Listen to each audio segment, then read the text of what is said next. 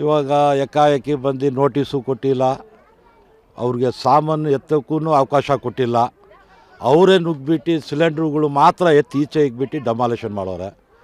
ಅವ್ರದ್ದು ಅಡುಗೆ ಮಾಡೋದು ಸಾಮಾನು, ಮಕ್ಕಳದು ಯೂನಿಫಾರಮು, ಬುಕ್ಸು ಎಲ್ಲ ಧ್ವಂಸ ಆಗಿದೆ.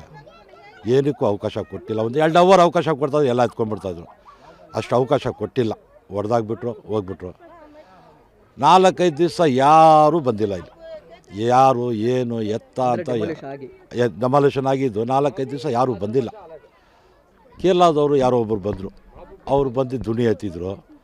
ಅವ್ರ ಹಿಂದೆ ಯಾರೋ ಕೇರಳದವರು ಯಾರೋ CM ಬಂದು ಎಂ ಪಿ ಬಂದಿದ್ದರು. ಅವರಾಗಿದ್ಮೇಲೆ MLA ಬಂದಿದ್ದರು. ಆಮೇಲೆ ನಮ್ಮ ಜಮೀರ್ ಅಹಮದ್ ಖಾನ್ ಅವರು ಬಂದಿದ್ದರು. ಅವ್ರು ಬಂದು ಏನೋ ಒಂದು ಬಡವ್ರಿಗೆ ಒಂದು ಸುದ್ದಿ ಕೊಡ್ತೀನಿ, ಸಿಹಿ ಸುದ್ದಿ ಕೊಡ್ತೀನಿ ಅಂತ ಹೇಳ್ಬಿಟ್ಟು ಹೋದರು. ಆಮೇಲೆ ನಮ್ಮ DK ಸಾಹೇಬ್ರು ಅವ್ರು ಬಂದಿದ್ದರು. ಅವರು ನೋಡ್ಕೊಂಡು ಹೋದರು. ಆಮೇಲೆ ಎಲ್ಲ ಕೂತಿ ಇವ್ರಿಗೆ ಒಂದು ಮನೆ ಅನುಕೂಲ ಮಾಡಿಕೊಡೋಣ ಅಂದ್ಬಿಟ್ಟು ಅವರು ಆಸೆ ತೋರಿಸೋರೆ. ಈ ಕಾರ್ಯಕ್ರಮವನ್ನು ಪೂರ್ತಿ ವೀಕ್ಷಿಸಲು ಯೂಟ್ಯೂಬ್ನಲ್ಲಿ ಟಿವಿ ವಿಕ್ರಮ ಚಾನೆಲ್ಗೆ ಭೇಟಿ ಕೊಡಿ, ಸಬ್ಸ್ಕ್ರೈಬ್ ಮಾಡಿ.